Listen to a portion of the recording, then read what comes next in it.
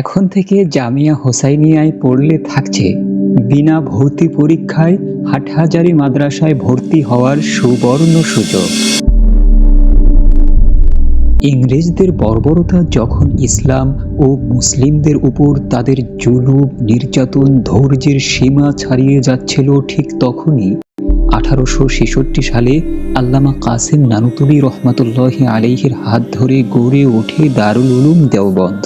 এরই ধারাবাহিকতায় পৃথিবীর বিভিন্ন দেশ সহ বাংলাদেশে হাটহাজারী, যাত্রাবাড়ি সহ হাজার হাজার ইসলামী প্রতিষ্ঠান বাংলাদেশের বিভিন্ন প্রান্তে ছড়িয়ে ছিটিয়ে প্রতিষ্ঠা হয়েছে। তারই একটি উজ্জ্বল নক্ষত্র জামিয়া হোসাইনিয়া।